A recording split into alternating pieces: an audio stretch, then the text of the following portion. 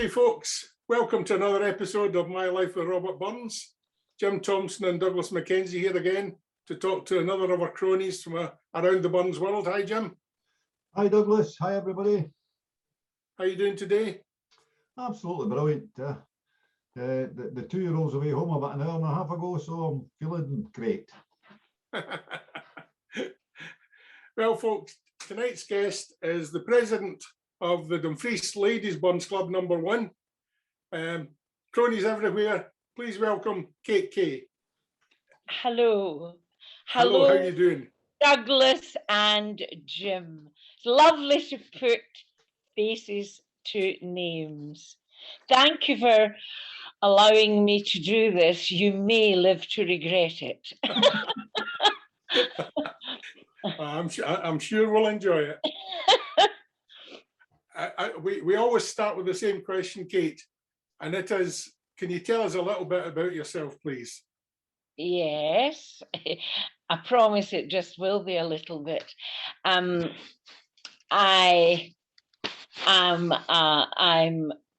divorced. I've been on my own for a long, long time, and I was married, obviously, and I have 3 wonderful children.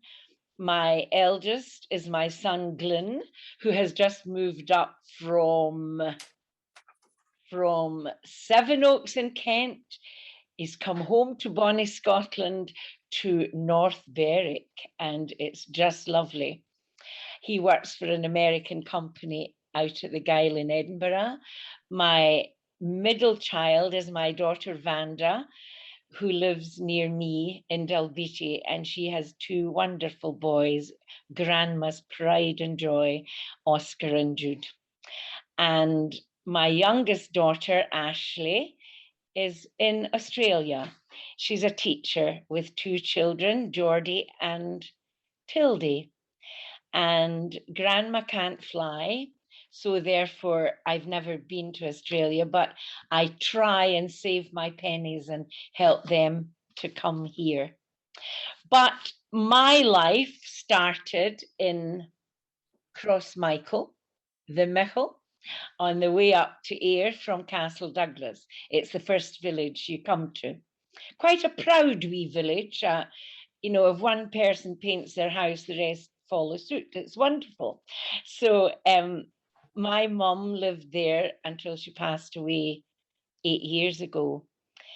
And she belonged to Dalry, and she would be the person who had lived in the village the longest, and she said she still felt like an incomer. But Crossmichael is very dear to my heart. And I went to Crossmichael School. I'm the eldest of 8 children, 7 girls and 1 boy. My goodness. Yes. If he'd committed a murder, whoever he murdered would have deserved it in my mother's eyes, like. But she loved worship and adored him, as we all do. Sadly lost my precious sister, Pauline, a lot of years ago. But as I say, Crossmichael has a special place in my heart. And I went to Crossmichael School, and I was trying to remember, Douglas and Jim, if there was ever anything Burns at Crossmichael School. And the only thing I can remember is when this lady used to come in to teach us music, singing, as it were.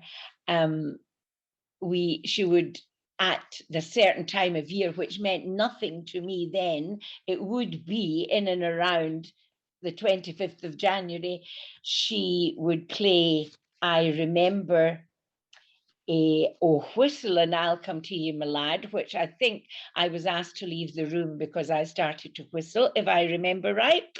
And "Gin a Buddy, Meet a Buddy, Coming Through the Rye."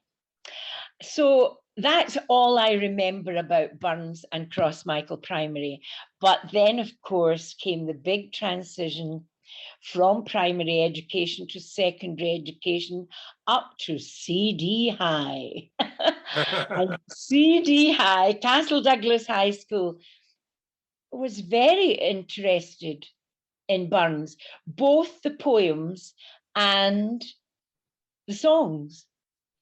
And my English teacher, English was my best subject. And my English teacher was my hero. His name was Jack Robertson, J.F. Robertson, John F. Robertson. And he actually wrote the history of Galloway. And I just adored the man. And it was he who got me interested in Burns poetry, because I don't come from a Burns family. My mother was on every conceivable committee, from the rural to the guild to the flower show to the whole committee. And when the annual Burns supper came around, she used to say to my father, "Can you not go?" And he said, "I think I've got something on that night." He wasn't at all. But both my papas were, both my Papa Peacock and my Papa Flanagan could quote Burns. They enjoyed Burns. So perhaps that's where my interest started. And what did the sort of thing did they do in that community? Were they involved in farming or? My mum and dad, oh no. My dad drove a lorry for Robinson and Davidson, the builders, but then he went on to the motorways to work on the motorways. All right. And you know, Mum was left at home a lot with 8 wains, you know. And my mum never worked when we were all small, but she was a wonderful baker. She really was. And we just, you realize too late in life, you know, instead of getting a penguin biscuit or a blue riband, you got a rock bun and thought you were hard done to, you know. And she just baked and cooked to feed us. She was wonderful, as was my beloved dad. But at Castle Douglas High School, Jack Robertson was my sort of mentor as far as Burns was concerned. And also we had a music teacher, I'm not going to mention her name, who didn't like me, Douglas. I don't know why. I really don't know why. And she didn't like me. So I had won the Burns competition for poetry, reciting, and it still has a nice wee, I love it. The all farmers New Year morning salutation to his all Mayor Maggie. And I won the competition saying, reciting that.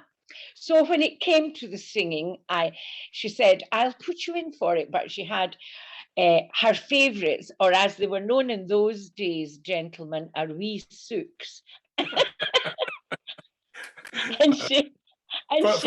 For our international viewers, we'd like to translate that as teacher's pet. Well, anyway, she put me forward for the competition, because in actual fact, I don't mean to boast, but I was the best singer in the class. Well, anyway, I won with yows to the nows. So when I goes, it wasn't at the competition. They had someone come in to accompany you, and the judges, and I won. And I went to the music room. I said, "I've won. I'm first." She said, "Oh." End of story. So come the next year, I went in for the competition. You volunteered the second, third year. So I volunteered and I sang My Heart's in the Highlands. And I won. And I went back in to her and showed her the second. "Oh, you've done it again, Kathleen." I said, yes. Of course, you didn't turn the word with your teachers in those days. And in the third year, do you know what she did? She entered me into the competition and she chose what in my mind is the most difficult Burns song to sing. "A Rosebud by My Early Walk." And I knew in her heart to heart, she's thinking to herself, yes, yes, I'm better this year. But I hate to say it, but I won again. 3 years on the trot. That's my claim to fame, gentlemen. Ah, it's brilliant. Back goes in, I think it was a trophy and a book this time. And she said, oh, you've won, Kathy. I said, yes, I can't believe it. I nearly said her name there. I said, I can't believe it. I said, I can't believe I've won 3 years on the trot. She says, I don't think I'd have given you first prize. And I just felt like saying, well, I'm really glad you weren't the judge. Ah, very And good. that's where my love of Burn started, with lovely Jack Robertson at CB High. What about other subjects? What other subjects did you do at school? I loved English, and I loved history, and I wish I had listened more. I hated science. Algebra was like Swahili to me, but I wish I had listened more to the history, Douglas, because in those days it was real history, not like they're learning nowadays. And I loved anything to do with the Russians. I'm sorry to say that, I loved, honestly, I loved Russian history. And when I went for my O-level English, which I did when I left school with Jack Robertson at a night class, I chose to read War and Peace. And I love it. I really loved it. I've forgotten a bit about it now, but I dare say if I pick the book up when I get the time, which is never, if I pick the book up, I might get interested again. But I loved history and geography to a certain extent. The sort of mathematical side of things, arithmetic, okay. I'm good at counting money when I've got it to count, Douglas. And English was just, I loved it. I truly loved it. I can remember at Crossmichael School, we had a lovely headmaster called John Beck. And when you used to write what they now call essays, we called compositions. And I used to be out for another sheet of paper and another sheet of paper. I could write reams of paper. I just enjoyed that kind of thing. So, and when I left school, I went to work for E.A. Bell Ogilvy's Chartered Accountants and worked there until I got married. I was married very, very young and had my first child just before I was 18, had my son, and I grew up with him. It was lovely. And 4 years later, I had Vanda, and 4 years after that, I had Ashley. And you'd actually think they were planned, but I can't remember asking for any of them. But no, they're my world. My family and their children are my absolute world. Fantastic. And did you continue working in the accountant's office for? No, I didn't work until till Ashley actually went to school. And a friend of mine, Jacqueline, who lived down the road, was giving up her position in Kelton Playgroup. Now, Kelton is outside Castle Douglas, just along the road from Thrieve Gardens. And I thought, oh, I could do that. And then I thought, Kate, what are you talking about? It's 2.5 to 3 miles outside Castle Douglas and you can't drive. So I applied for the job, I got the job, and one of the mothers at the time picked me up in the mornings. Everything worked perfectly. And would you believe, we have now nursery status. Many years ago, we did all the qualifications for nursery status, and I'm still doing 2 mornings a week at Kelton Nursery 47 years later. Wow, fantastic. Mm-hmm. They'll have to scrape me off the floor. So that must be amazing. Yes, it is. Watching kids grow up. Oh, well, I've had children of children many years ago, you know, and oh, it's just lovely. It just is. It's so much a part of my life. It's seen me through a lot, you know, when I lost my sister, when I divorced, and various different tragedies in my life. And had I not had Clayton Nursery, I don't think I could have come through them. That's amazing. I love it. You lived in the same area all that time? Yes, I have. Yes. When Stanley and I got married, we lived in a rented house in Castle Douglas. Actually, my sister lives in it now, but they bought it. And then we moved up to another house. And it was the time they were starting selling off their council houses, and we bought it with a lovely corner site. It was well worth buying. And then sadly, we divorced, and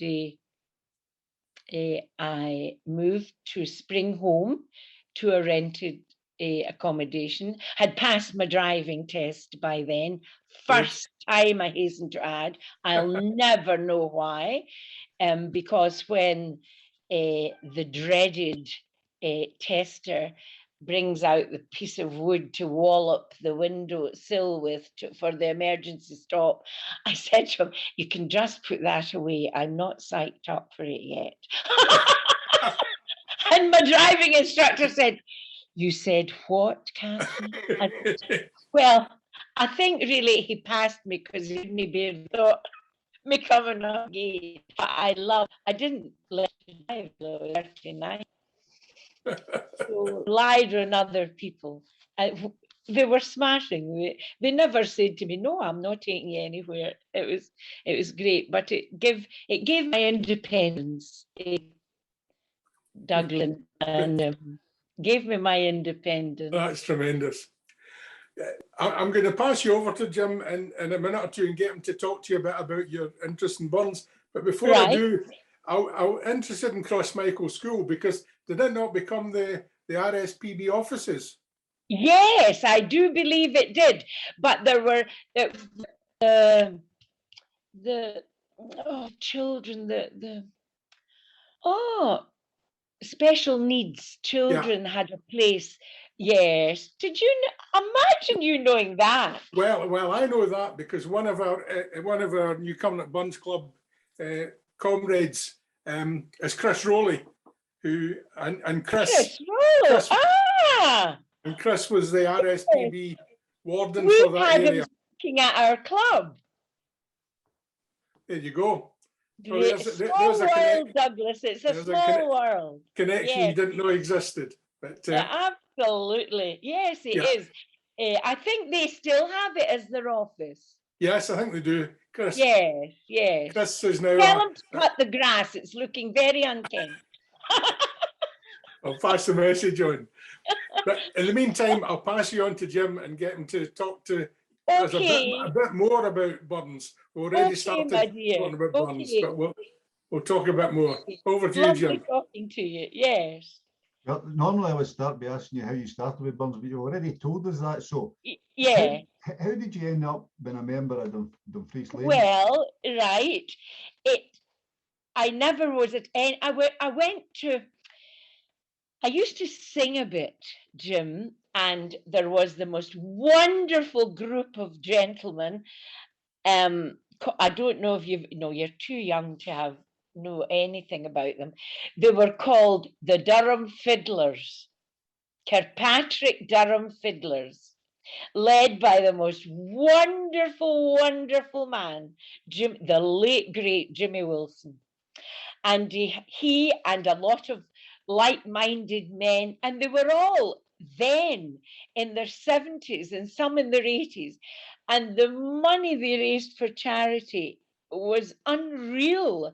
And they held concerts in every village hall, and they had the Durham Fiddlers rally every year, which was, you couldn't have got a ticket for love nor money. And I used to sing with them. And, you know, it was one of the few places, well, the only other place other than the rural that my mother got to go out to, because I was only about I started maybe about 11 and till I was about 15. And my mother obviously had to take me. And we had some wonderful nights with Jimmy Wilson. And that's there were lots of people there, and he played lots of Burns music, and then he would have someone, there was a Burns supper. We used to be asked to go and play and sing at Burns suppers, so obviously I had to learn a few Burns songs. I didn't always sing Burns songs with the fiddler, believe it or not. I sang more Irish songs, nice Irish songs. And it's really, this session it's got the old grey matter swirling, Jim. You know, it's made me remember things that I possibly would have put to the back of my mind and forgotten all about. And then all during the time my children were growing up, I used to teach them Burns poetry, and if they were in the competitions and everything at the school. And later on, when the children grew up, and it's not all that long ago, I'm a relatively new member of Dumfries Ladies Burns Club #1. And I joined, I was going back, I think it's 18 years ago, Jim. And I'm a member of a wonderful, wonderful group called the Galloway Association of Glasgow. And Maureen McCarroll, ex-owner of the Globe in Dumfries, was replying to a toast that they do. Their social event is held along the lines of a Burns supper. They have a toast to the association. They have a wonderful toast called "To a' the wives and wains for the brig end of Dumfries to the braes of Glen Ap." And then someone replies to that toast. And I was asked to reply to it. And Maureen McCarroll, as I say, was there. And I said to Maureen, I would love to join Dumfries Burns Club, because you read it was in the days where you put a wee report in the local papers, Jim. And I used to read about it, and I knew Jane, because she was Jane Brown, because she was my sister's next door neighbour in Georgetown in Dumfries. And Maureen said, well, phone Jane, and I phoned her and was welcomed with open arms, and the rest, as they say, is history. I've just loved it. It never ceases to amaze me how these darling ladies come out, rain, hail and snow. I mean, sadly, this past 2 years, we've actually lost one or two. And we started up again in the Cumberland Street Day Centre where we meet, not in the big room, but they've given us one of the smaller rooms, which is lovely. And out they come every month. And it's an absolute joy to be their president. An absolute joy. Never thinking for 1 minute, Jim, here's the boasting again. When I won the Burns competition 3 years in the trophy, Castle Douglas High School, I would end up being the president of Dumfries Ladies #1.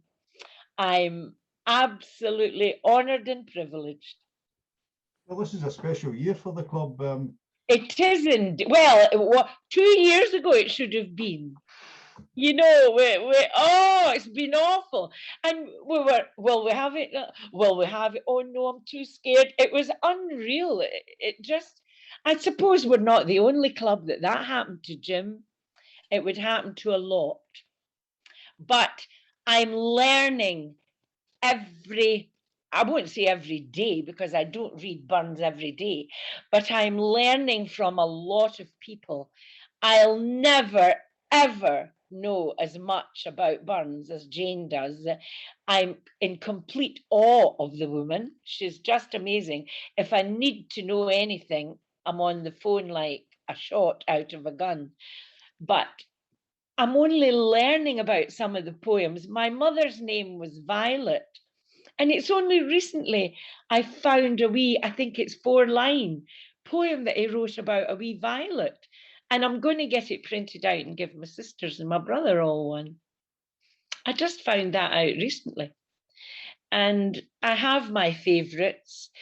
I had never heard of Parnassus Hill until I joined the Burns Club. Never heard of it. Had heard of all the ones that everybody else knows. A man's a man for all that. You were talking about your favourites.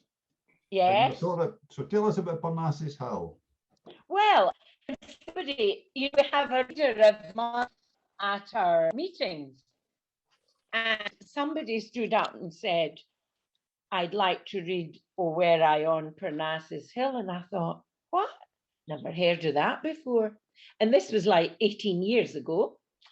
And there's a verse in it that I just love. Am I allowed to say it? Yes, Am I allowed to recite it? Oh, you're Yes. too kind. Right. I'm not reciting it, I'm reading it. Cheat. Oh, were I on Parnassus Hill, or had Helicon my fill, that I might catch poetic skill to sing how dear I love thee. But nith mon be my muse's well, my muse mon be thy bonny cell. On course and con I'll glower and spell, and write how dear I love thee. Then come, sweet muse, inspire my lay, for the lee lang summer's day. I couldna sing, I couldna say how much, how dear I love thee. I see thee dancing o'er the green, thy waist sae jimp, thy limbs sae clean, thy tempting lips, thy roguish in. By heaven and earth, I love thee. By night, by day, afield at hame, the thoughts of thee my breast inflame, and I muse and sing thy name. I only live to love thee. Though I were doomed to wander on, beyond the sea, beyond the sun, till my last weary sand was run. Till then, and then, I love thee. Isn't it beautiful? Wonderful, well done as well. Oh, it's Yeah. not well done, it's just beautiful. Aye, it was well read.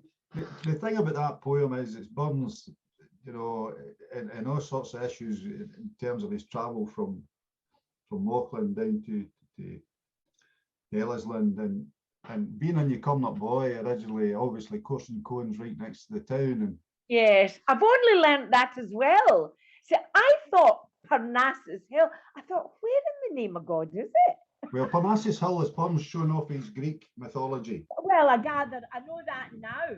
And I thought at the time, it's Greek, it's got to be Greek, but I didn't know for sure. As I say, I'm still learning, Jen. You've talked about poems, and you obviously you're a singer. Have you got No, a favourite well, I song? used to be not now. I talk too much, Jim. Have you got a favourite song though? Yes, my favourite song is My Heart is Sarah Darnatel. You know it? No, it's not one I'm familiar with. Was it? I think it's a short one. Is it? You're going to tell me it's not a Burns song. Well, I I don't sang it. know. I It's sang it not at one the I've heard Burns of. supper. It goes, my heart is Sarah Darnatel. My heart is Sarah for somebody. I would give, what would I know, for the sake oh somebody, oh for somebody, oh hey for somebody. I would range the world around for the sake, oh somebody. I'm sure that's a Burns song. It was lovely anyway. No, it I have to wasn't. see it. And I love, but don't you think, gentlemen, don't you think there are not really a lot of Burns songs for women to sing, because Burns sang them to his one or two loves. Yeah, I love John Anderson, my Joe. It's lovely. Yes, I do. I like it. I like all his songs. And as with his poems, I'm learning songs that I never knew existed. So there we are. Well, Jim has been frantically looking up It's a Burns song. It's in my Kaye, so it's a Burns Oh, song. thank you, darling. You've made my night. And just on that, I would recommend to you, and I would recommend to anybody who hasn't got one, is see if you get the A to Z of Burns's works. They come out as a 3-part. I haven't got the A to Z, Jim. I've got the big book that was brought out. I can't remember, but I loaned it out. Alex Salmond was coming to Dumfries, and a lot of us went to hear him. Say no more. And I lent it out to somebody to make they were making a sort of, they had a tartan cloth and to make a corner look nice, as it were. And I never got it back. And I was rather perturbed, because it wasn't cheap. And bless his heart, Willie McQueen, he's an accordionist, and he worked with Jane in the Globe. He bought me, and he and Jane got me another copy. So I got it again. But I have, and someday when I hope to meet you gentlemen in person, I'll bring it along. My Papa Peacock from Dalry used to go to, you know, in old houses when they used to sell off the furniture and one thing and another. It always went to these kind of sales. And my mother had this Burns book, and she gave it to me. And actually, I let Mike Duguid have a wee look at it, and he said he would maybe look it up for me, and I forgot to take it back to him. But it's a very, very old book, and I don't think it'll be worth anything, but it'll be very interesting to the likes of yourself and Jim, just to look at it, if you know what I mean.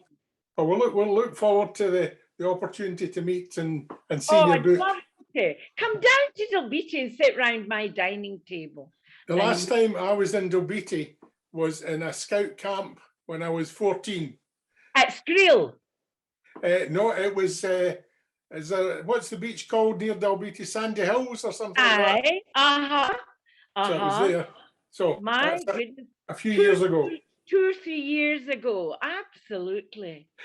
Well, I'm really enjoying the chat. And do you know what else I like? And I had never heard it before. I love the way Burns, well, we all know about his dalliance with the ladies. Do we? And I thought to myself, I should say, Kate, now would you have put up with that? Well, the first one, okay, I think possibly I would. Any above and beyond that, I think his Simmet would have been on the back doorstep long ago. But who am I to even suggest such a thing? A couple of years ago, Jackie Higgins and I took part in a debate, and we had to speak against it. Was Agnes McElhoe's The True Love of Burns' Life. So that was the debate up at Daleagles.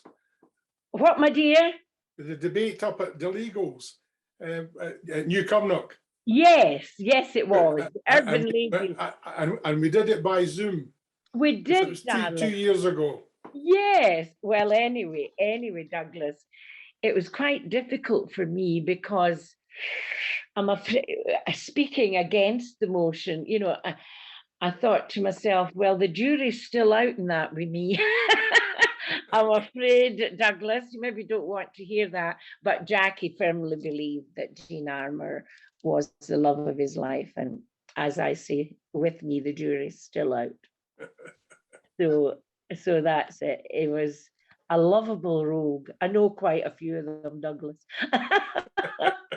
Well, you mentioned before we started Bobby Jess. I mean, he's one of these lovable rogues. Is he a lovable rogue? The daddy of them all has got to be Willie Dick. Do you know, I have met Willie once we shared a table at Terregel's Burn Supper, and I'm on Facebook with him, and I feel I have known him all my life. He had the tears running down my face that night at Terregel's, and he told the funniest story about a man taking penguins to the pictures, and I can't remember the punchline. So the first thing, if and when I ever meet Willie, I'm definitely going to ask him about that story. But he couldn't believe that I didn't know where Mauchline or Tarbolton was, and that's the truth. I haven't a clue how I would get there, turning my car out of Dilbeatty, which way I would go. And Bobby Jess says to me, I'll take you, Kate. That's a promise, I'll take you. I don't know that part of the world of Scotland at all. Ask me anything about my area, I'll tell you, but I don't. And I must tell you this fantastic story. 4 friends of mine, well, there was 5, Jean McMillan Forster, who's a past president of Dumfries Ladies #1, and Jim and Maureen Niven, Jim Niven, the haulage contractors, and Ian and Jane Mitchell, the haulage contractors from Pulmackie, and Ian and Jane Mitchell, who also have a huge haulage business up in Grangemouth. And they're very interested in burns. And I think I'm right in saying Jim and Mo may be more interested through me. I hope I'm not speaking out of turn.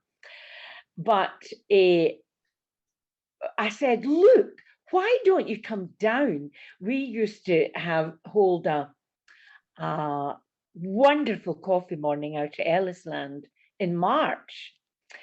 And it was absolutely fantastic. I said, come to the coffee morning, and then I'll take you around all the haunts in Dumfries.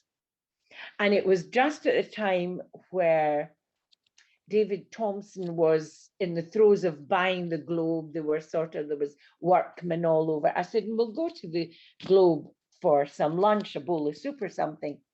So, but what I didn't tell them was I was all dressed up in the mop cap like Jean Armour and the shawl. And you know, like when you go abroad on holiday, the guides have the umbrella.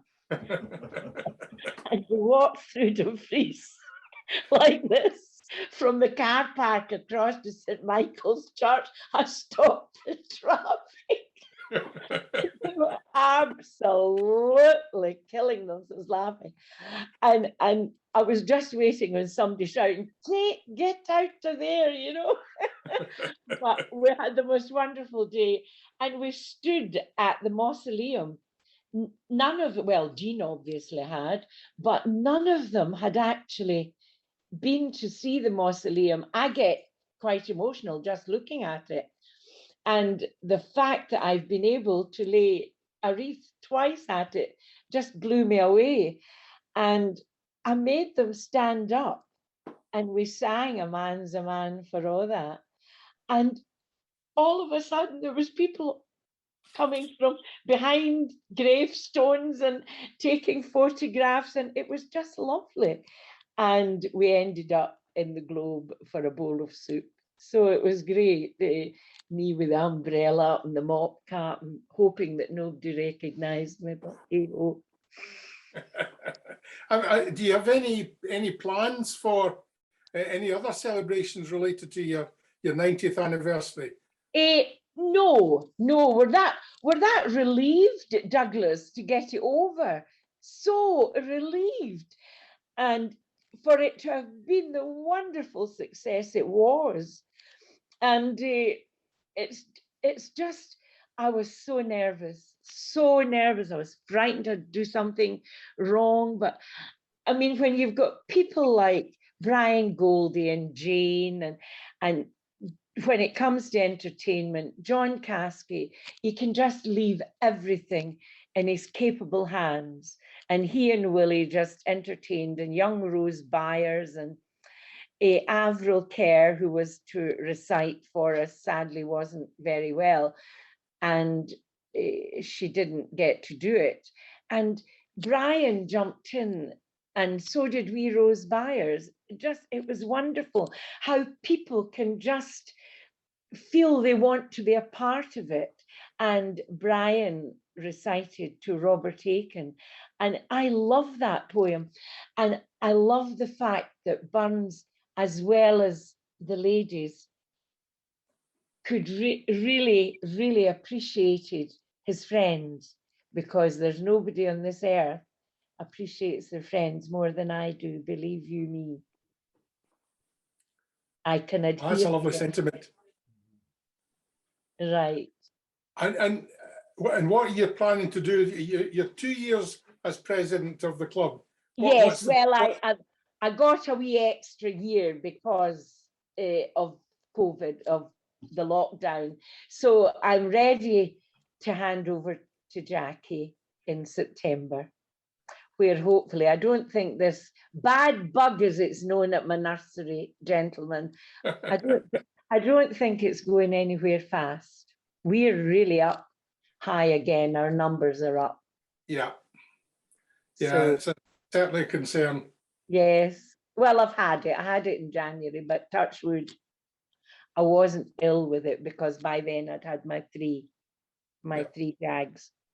Mm-hmm. And when's your next visit from your Australian family?